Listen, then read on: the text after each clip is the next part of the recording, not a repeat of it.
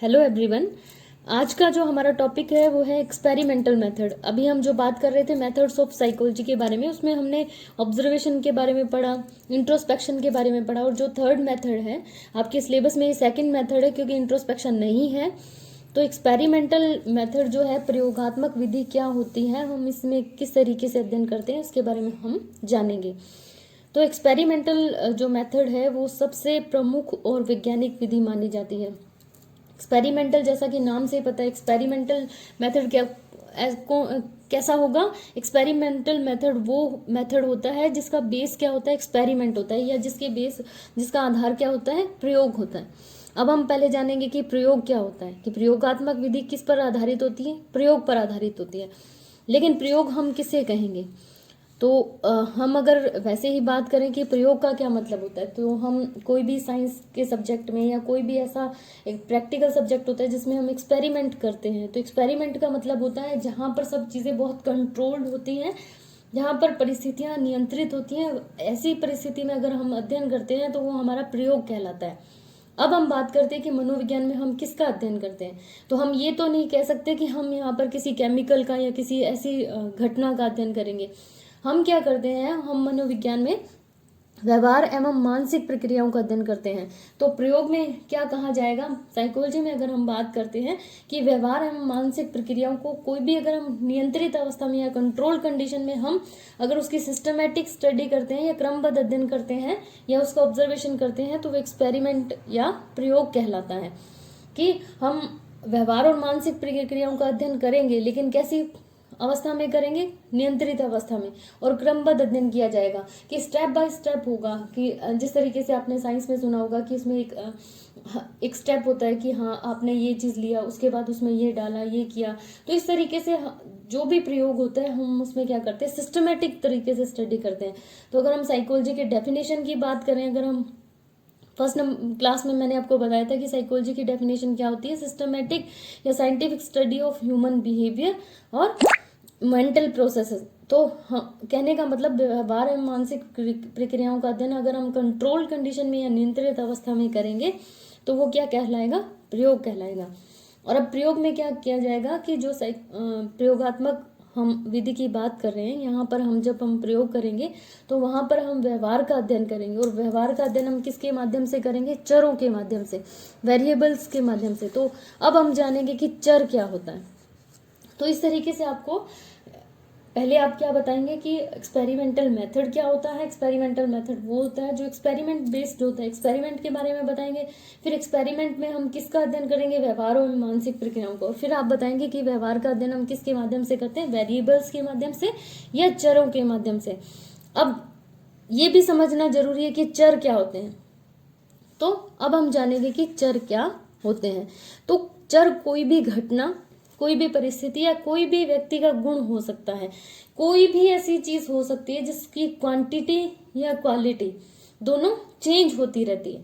तो कोई भी चीज ऐसी जो परिवर्तित होती रहती है वो हमारे लिए क्या होगी, वेरिएबल या चर होगी। उसी चरों के द्वारा हम क्या करेंगे, व्यवहार का अध्ययन करेंगे। ये उम्र भी हो सकती है, ये ग्रोथ भी हो सकती है, ये थकान भी हो सकती है, ये कुछ भी हो सकती है। जैसे मैं कहूँ कि महंगाई बढ़ी घटी, तो ये कुछ भी हो सकता है। टेम्परेचर बढ़ा कम हुआ, कोई भी ऐसी चीज जो वेरी करती है, यानी एक जगह से दूसरी जगह चेंज होती है, या उसकी क्वालिटी या क्वांटिटी, उसकी मात्रा में परिवर्तन होता है या उसके गुण में परिवर्तन होता है। तो भले मात्रा में परिवर्तन हो या गुण में परिवर्तन हो, तो वो क्या कहलाएगा, चर कहलाएगा। तो हम यहाँ पर अध्ययन चरों के माध्यम से करेंगे। अब बात करते हैं कि चर होते कितने तरीके के हैं। तो कोई भी अगर हम साइकोलॉजिकल एक्सपेरिमेंट करेंगे तो उसमें हमें 3 तरह के चर या वेरिएबल्स मिलेंगे। तो सबसे पहले जो चर होंगे वो होंगे इंडिपेंडेंट वेरिएबल या स्वतंत्र चर। दूसरे तरीके के चर होंगे डिपेंडेंट वेरिएबल या आश्रित चर। और तीसरे तरीके के जो चर होंगे वो संगत चर या रेलेवेंट वेरिएबल होंगे। अब हम इन तीनों के बारे में एक एक करके पढ़ेंगे। ये टाइप्स मैंने आपको क्लियरली बता दिए हैं कि कौन कौन से तरीके के होंगे, इंडिपेंडेंट वेरिएबल, डिपेंडेंट वेरिएबल और रेलेवेंट वेरिएबल। अब आपको बहुत ध्यान से समझना है क्योंकि जितने भी आप एक्सपेरिमेंट करेंगे उसमें आपको इसमें आपको इंडिपेंडेंट वेरिएबल, इसको हम IV कहेंगे, इसको हम डीवी कहेंगे और इसको हम आरवी। ये रेलेवेंट को हम इतना नहीं, हम आईवी और डीवी इन दोनों के बीच में हम क्या बताते हैं, रिलेशनशिप बताते हैं। किसी भी एक्सपेरिमेंट में या किसी भी जो भी हम एक्सपेरिमेंट करते हैं, कोई भी प्रयोग करते हैं, तो हम उसमें आईवी और डीवी के बीच में कैसा संबंध है ये बताते हैं। तो सबसे पहले हम जानेंगे कि इंडिपेंडेंट वेरिएबल क्या होता है। जैसा कि नाम से पता चल रहा है इंडिपेंडेंट, कि स्वतंत्र। कौन इसमें स्वतंत्र होगा, एक्सपेरिमेंटर, जो प्रयोग करता है या जो प्रयोग कर रहा है, जो एक्सपेरिमेंट कर रहा है, वो इसमें मैनिपुलेट करने के लिए, इसको कम या ज्यादा करने के लिए जहां पर प्रयोगकर्ता स्वतंत्र होता है उसको हम इंडिपेंडेंट वेरिएबल कहते हैं। और इसका जो भी प्रभाव होगा वो दूसरे वेरिएबल पर देखा जाएगा। वो जो दूसरा वेरिएबल होगा उसको हम डिपेंडेंट वेरिएबल या आश्रित चर कहेंगे। ये कारण होगा, वो उसका प्रभाव होगा कि इसके कारण से ये हुआ। तो जहां पर कारण की बात आएगी वो हमारा इंडिपेंडेंट वेरिएबल होगा। जहां पर एक्सपेरिमेंटल को या एक्सपेरिमेंटर कहीं भी मैनिपुलेट कर सकता है किसी भी चीज को। जैसे मैं कहूं कि अगर हम साइकोलॉजी की बात करें कि पुरस्कार देने से या रिवॉर्ड अगर हम किसी को देते, किसी को हम कोई चीज देते हैं, तो उसको देने से अगर हम वो चीज देंगे तो व्यक्ति जल्दी सीखेगा। जैसे मान लीजिए मैंने कहा कि पुरस्कार देने से व्यक्ति तेजी से सीखता है, तो यहाँ पर एक्सपेरिमेंटर प्रयोग पुरस्कार में कुछ भी दे सकता है। वो एक बच्चों को एक टॉफी दे सकता है, एक चॉकलेट दे सकता है, वो 10 रुपए दे सकता है, वो 100 रुपए दे सकता है, किसी को 10 दे सकता है, किसी को 20 दे सकता है, किसी को 50 दे सकता है। तो जहां पर एक्सपेरिमेंटर मैनिपुलेट कर सकता है, जोड़ तोड़ कर सकता है, तो वो क्या कहलाएगा, इंडिपेंडेंट वेरिएबल कहलाएगा। मान लीजिए हमें एक्सपेरिमेंट करना है कि अगर हम लाइट की इतनी इंटेंसिटी रखें या लाइट का इतना प्रभाव रखें तो हमारी राइटिंग जो आएगी वो अच्छी आएगी। यानी लाइट अगर तेज होगी तो हमें लिखने में आसानी रहेगी और लाइट अगर कम होगी तो हमें लिखने में प्रॉब्लम आएगी। तो यहाँ पर लाइट की मात्रा को एक्सपेरिमेंटर कम या ज्यादा कर सकता है, तो इसको हम इंडिपेंडेंट वेरिएबल कहेंगे।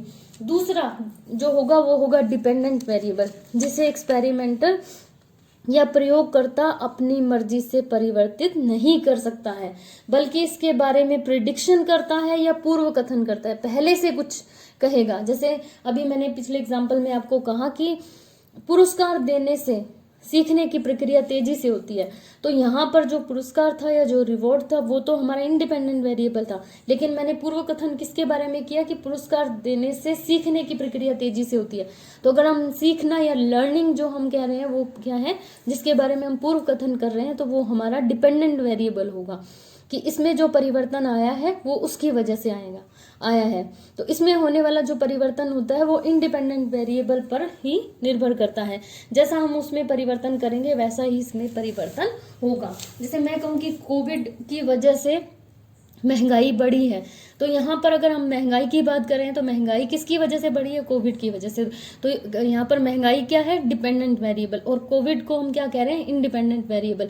हालांकि यहाँ हम उसको चेंज नहीं कर सकते, लेकिन हाँ उसका कारण बता रहे हैं कि कभी कम या ज्यादा या जैसे भी उसकी दर रही उसकी वजह से ऐसा हुआ।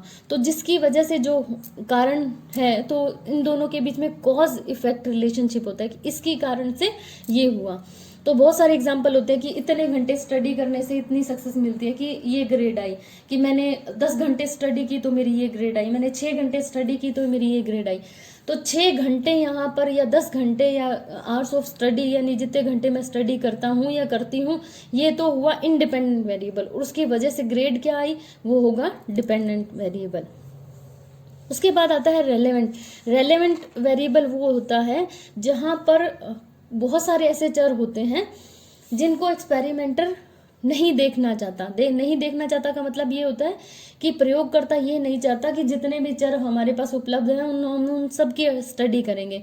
जब भी हम एक्सपेरिमेंट करते हैं या कोई भी एक्सपेरिमेंट करता है तो उसमें से कोई एक या दो चर का प्रभाव देखना चाहता है, लेकिन ऐसा नहीं है कि एक ही चर वहां पर या दो ही चर वहां पर उपलब्ध होते हैं। तो जितने भी चर होते हैं वो सारे क्या होंगे, वो रेलेवेंट वेरिएबल कहलाएंगे। उनमें से अगर किसी एक चर को हमने चुना, उसका प्रभाव हमने दूसरे चर पर देखा, तो वो एक चर या दो चर जो हमने चुने हैं वो हमारे लिए इंडिपेंडेंट वेरिएबल होंगे। उसके अलावा जितने भी वेरिएबल होंगे वो रेलेवेंट वेरिएबल कहलाएंगे।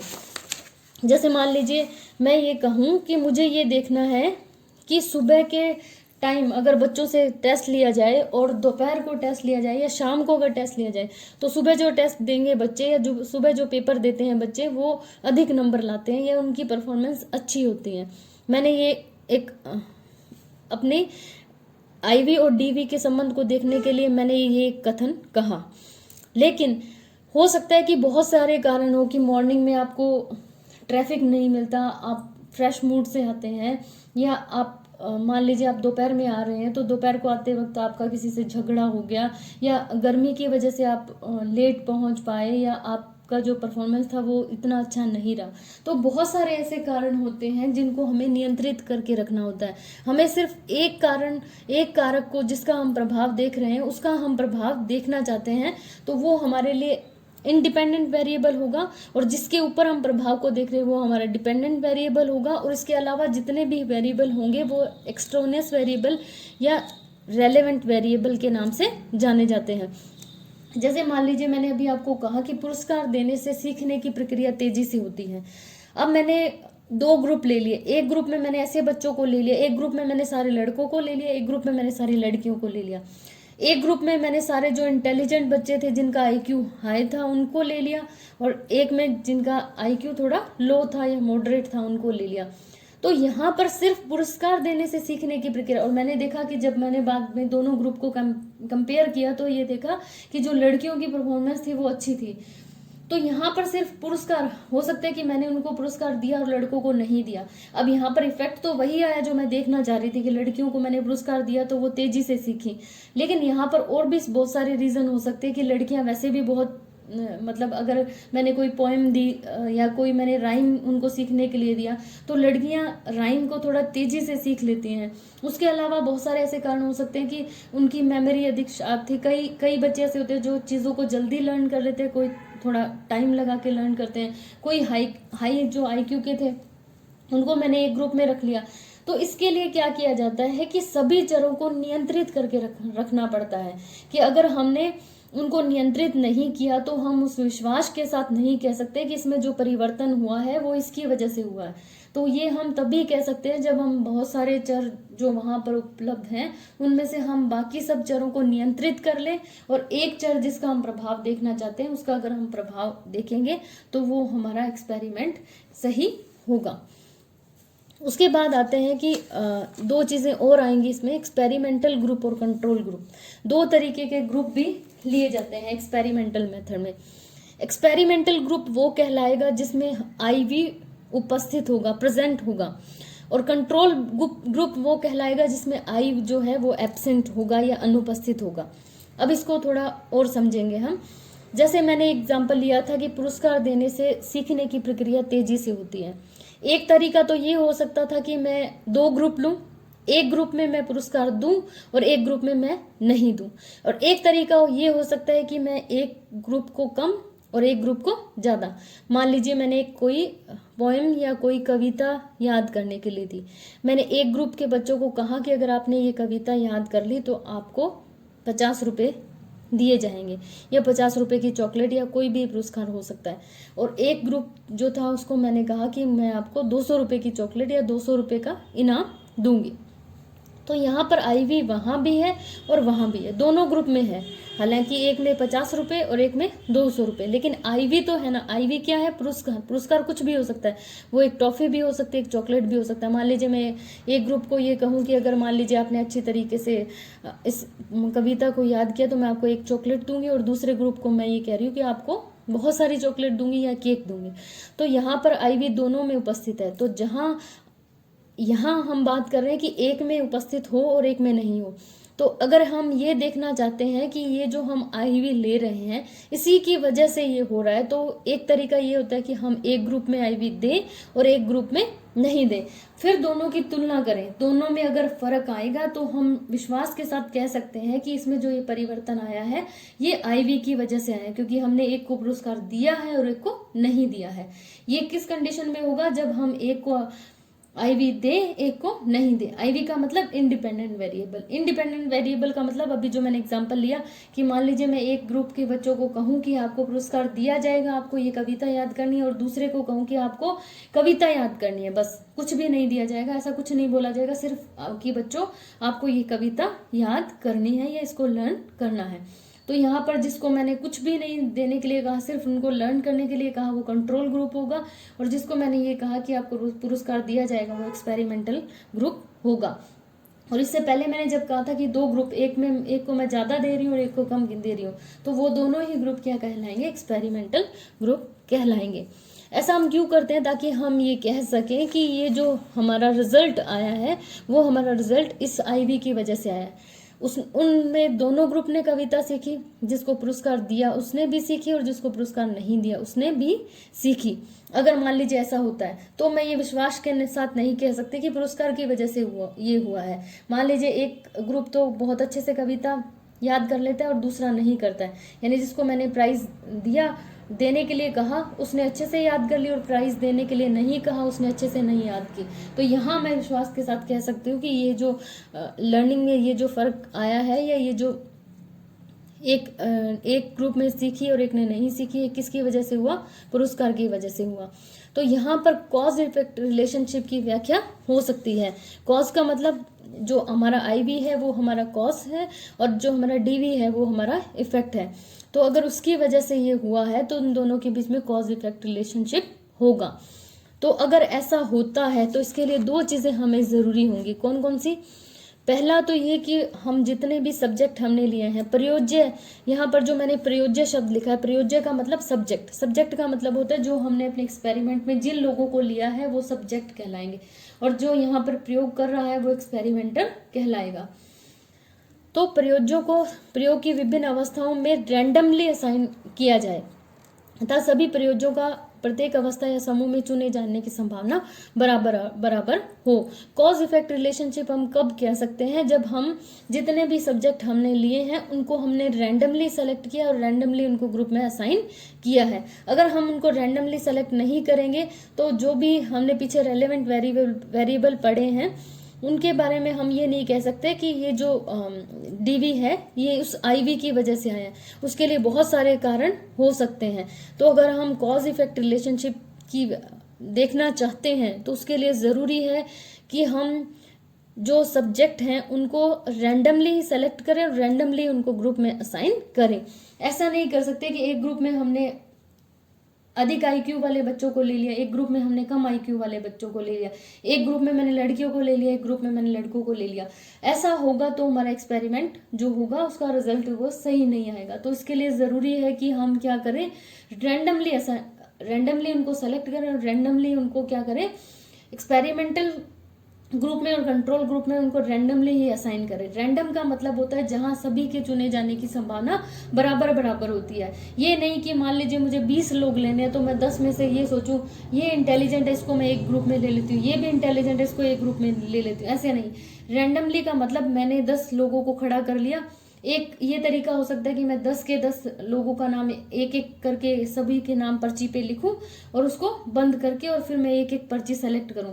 तो एक पर्ची भी मैं ए ग्रुप में डाल दूं और दूसरी पर्ची को मैं बी ग्रुप में डाल दूं। यहाँ मुझे भी नहीं पता कि कौन से ग्रुप में कौन सा सब्जेक्ट जाएगा। तो एक तरीका ये होता है। दूसरा, स्वतंत्र चर को छोड़कर अन्य सभी कारकों जिनसे प्रयोज्य का व्यवहार प्रभावित हो सकता है उसे नियंत्रित रखा जाए। अब हम किसका प्रभाव देख रहे हैं? हमारा ये एक्सपेरिमेंटर का यही उद्देश्य होता है कि हम इंडिपेंडेंट वेरिएबल या स्वतंत्र चर का प्रभाव किस पे देखें? आश्रित चर पर देखें। तो इन दोनों चरों को छोड़कर जितने भी चर होते हैं, जितने भी कारक होते हैं, उनको नियंत्रित करके रखना होता है। अगर उनको नियंत्रित करके नहीं रखा जाए तो हम ये नहीं कह सकते कि ये जो व्यवहार हुआ है वो इस कारण या इस कारक की वजह से हुआ है। तो यहाँ हमें बहुत ध्यान रखने की जरूरत होती है कि प्रयोज्यों को या सब्जेक्ट को हम रैंडमली सेलेक्ट करें, रैंडमली उनको ग्रुप में असाइन करें, और इसके अलावा हम क्या करें? बाकी सारे चरों को नियंत्रित करके रखें। ऐसा नहीं है, बहुत सारे चर उपलब्ध होंगे, उनमें से जिसको हमने स्वतंत्र चर के रूप में चुना है उसी को हम क्या करेंगे? उसी का प्रभाव हम आश्रित चर पर देखेंगे। तो एक्सपेरिमेंटल मेथड जो होता है उसका 3 जो पर्पस होते हैं, 3 उद्देश्य होते हैं। सबसे पहला, एक्सपेरिमेंटल मेथड में या प्रयोगात्मक विधि में स्वतंत्र चर और आश्रित चर के बीच का संबंध पता लगाया जाता है। इन दोनों के संबंध को पता लगाने के लिए प्रयोगकर्ता पहले से एक खाका तैयार करके रखता है, जैसे स्वतंत्र चर में जोड़ तोड़ कैसे किया जाएगा, एक्सपेरिमेंटल ग्रुप और कंट्रोल ग्रुप कितने रखे जाएंगे, उनका संगठन किस तरीके से किया जाएगा। तो इसको हम क्या कहते हैं, एक्सपेरिमेंटल डिजाइन कहते हैं। तो सबसे पहला जो इसका उद्देश्य होता है, ये सबसे इम्पोर्टेंट बात यही है कि हमारा उद्देश्य क्या होता है, स्वतंत्र चर और आश्रित चर के बीच में संबंध देखना होता है। एक्सपेरिमेंट का मतलब ही ये होता है कि जो आपने स्वतंत्र चर चुना है और जो आश्रित चर जिसके बारे में आप प्रिडिक्शन कर रहे हैं, पूर्व कथन कर रहे हैं, उन दोनों के बीच क्या संबंध है। तो इन संबंधों के बारे में पहले से एक्सपेरिमेंटर को एक डिजाइन बनाना होता है, जिसको हम एक्सपेरिमेंटल डिजाइन कहते हैं, जिसमें ये बताना होता है कि कितने तो हम सब्जेक्ट लेंगे, किस तरीके से हम आईवी में जोड़ तोड़ करेंगे, कंट्रोल ग्रुप कितने लेंगे, एक्सपेरिमेंटल ग्रुप कितने लेंगे और उसको किस तरीके से हम संगठित करेंगे। तो इसको एक्सपेरिमेंटल डिजाइन कहा जाता है। तो सबसे पहले हमें एक्सपेरिमेंटल डिजाइन तैयार करना होता है। दूसरा इसका उद्देश्य होता है कि प्रयोगात्मक विधि द्वारा किसी सिद्धांत या शोध द्वारा किए गए पूर्व कथन की जांच होती है। एक्सपेरिमेंटल मेथड में जैसे मान लीजिए मैंने कहा कि पुरस्कार देने से सीखने की प्रक्रिया तेजी से होती है, तो यहाँ पर हम एक्सपेरिमेंटल मेथड में इसी सिद्धांत को या इसी ये जो हमने सिद्धांत पढ़ा है, यानी अगर हम कोई भी प्रयोग करेंगे तो वो किसी न किसी सिद्धांत पर बेस्ड होगा। तो अगर ऐसा कोई प्रिंसिपल है या ऐसा कोई शोध है तो उसके आधार पर हम क्या करते हैं, उस पूर्व कथन की जांच करते हैं। यानी पहले से पूर्व कथन किया जाएगा कि पुरस्कार देने से सीखने की प्रक्रिया तेजी से होती है। तो ये हमारी लर्निंग की थ्योरी है कि हाँ, पुरस्कार देने से सीखने की प्रक्रिया तेजी से होती है। प्रयोगात्मक विधि किसी नए सिद्धांत का प्रतिपादन करने के लिए महत्वपूर्ण आंकड़े प्रदान करती है। अगर पहले से कोई सिद्धांत या कोई प्रिंसिपल या कोई थ्योरी है तो उसका हम क्या करेंगे, उसकी प्रेडिक्शन की जांच करेंगे। अगर पहले से कोई ऐसी थ्योरी नहीं है तो हम कोई भी नई थ्योरी बनाने के लिए आंकड़े भी जुटा सकते हैं एक्सपेरिमेंटल मेथड में। उसके बाद हम बात करते हैं कि इसके मेरिट्स या इसके गुण कौन कौन से हैं। तो सबसे पहली बात मैं आपको बताऊं कि एक्सपेरिमेंटल मेथड हम कहाँ पर करते हैं, कंट्रोल कंडीशन में करते हैं। इसका मतलब ये लेबोरेटरी में या किसी प्रयोगशाला में किया जाएगा। किसी प्रयोगशाला में किया जाएगा तो वहां पर परिस्थितियां कैसी होंगी, नियंत्रित होंगी। मतलब बाहर से कोई शोरगुल नहीं आ रहा, टेम्परेचर भी ऐसा नहीं है कि बहुत अधिक टेम्परेचर है। मान लीजिए मैं आपको वो एग्जांपल दे रही थी कि सुबह जो एग्जाम देते हैं वो या जो शाम को एग्जाम देते हैं उनकी परफॉर्मेंस में फर्क होता है। अगर मान लीजिए मैं ये कहूँ, और अगर मान लीजिए सुबह सुबह तो आप चारों तरफ शांति है, आपने आराम से एग्जाम दे दिया, और जो दोपहर में जो बच्चे एग्जाम दे रहे हैं उनके पास में डीजे चल रहा है या जनरेटर की आवाज आ रही है, तो वहां पर एक कारण मॉर्निंग या आफ्टरनून नहीं है, वहां पर एक कारण वो भी है, शोरगुल आ रहा है, बहुत अधिक गर्मी है, सुबह के टाइम पे गर्मी नहीं थी, वहां पर लाइट भी थी, दोपहर को लाइट भी चली गई। तो यहाँ पर हम ये नहीं कह सकते कि मॉर्निंग में या आफ्टरनून जो है वो हमारी परफॉर्मेंस को क्या कर रहा है, प्रभावित कर रहा है। वहां पर और बहुत सारे कारण हैं। तो एक्सपेरिमेंटल मेथड में हम क्या करते हैं, लेबोरेटरी में करते हैं, और लेबोरेटरी में जो कंडीशंस होती हैं वो सारी कंट्रोल्ड होती हैं। तो इस तरीके के जब प्रयोग किए जाते हैं तो वहां पर इंटरनल वैलिडिटी अधिक होती है। इंटरनल वैलिडिटी का मतलब कि अगर ऐसी कंट्रोल कंडीशन में अगर हम फिर से प्रयोग को करें तो वही परिणाम हमें प्राप्त होंगे। तो उसकी इंटरनल वैलिडिटी अधिक होती है कि अगर उसको कंट्रोल कंडीशन में किया जाएगा तो हमें वैसे ही परिणाम मिलेंगे। लेकिन अगर उसको बाहर हम प्रयोग करके देखेंगे तो उस तरीके के परिणाम हमें नहीं मिलते। इसका मतलब एक्सटर्नल वैलिडिटी उनकी कम होती है। दूसरा, इनमें रेप्लिकेशन का गुण पाया जाता है, पुनरावृत्ति का गुण होता है। कंट्रोल कंडीशन में आपने अगर एक एक्सपेरिमेंट किया है तो दूसरा व्यक्ति भी करेगा तो भी वैसे ही परिणाम आएंगे। तो पुनरावृत्ति का गुण पाया जाता है। मुझे प्रयोग करके देखना है, मैंने करके देख लिया, किसी दूसरे प्रयोगकर्ता को प्रयोग करके देखना है, वो भी प्रयोग करके देख सकता है। तो परिणाम जो होंगे वो एक जैसे ही आएंगे। उसके बाद है कि यह विधि काफी वस्तुनिष्ठ होती है, क्योंकि इसमें प्रयोगकर्ता को एक खास ढंग से एक खास विधि से प्रयोग करना होता है। इसमें प्राप्त आंकड़ों को गुणात्मक और परिमाणात्मक विश्लेषण आसानी से किया जा सकता है। यहाँ पर सब्जेक्टिविटी नहीं आती, क्योंकि हम कंट्रोल कंडीशन में करते हैं। तो यहाँ पर जो एक्सपेरिमेंटर है उसके बायस या उसका जो एटीट्यूड है या उसकी इच्छा, आवश्यकता कोई भी इसको प्रभावित नहीं करती है। फोर्थ जो है, इस विधि में स्वतंत्र चरों का जोड़ तोड़ काफी अच्छे ढंग से किया जा सकता है। क्यों किया जा सकता है? क्योंकि कंट्रोल कंडीशन अगर होगी तो हम आसानी से स्वतंत्र चरों में जोड़ तोड़ कर सकते हैं। अगर इसके डिमेरिट्स की बात करें तो हमने ये देखा था कि इसमें जो परिस्थिति होती है वो वास्तविक नहीं होती है, नियंत्रित परिस्थिति में किया जाता है।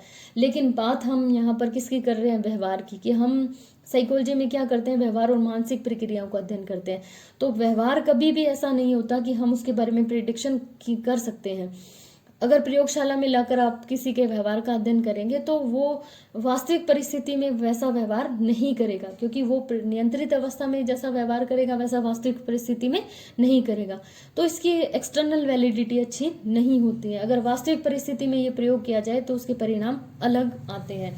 उसके अलावा प्रयोगकर्ता के जो पूर्वाग्रह होते हैं या उस प्रयोगकर्ता का पूर्वाग्रह भी आ सकता है, और सैम्पलिंग बायस और एक्सपेरिमेंटर बायस, दो तरीके का। बायस का मतलब एक तरीके से पूर्वाग्रह, कि आप पहले से कोई ऐसा आइडिया लगा लें कि ये होगा।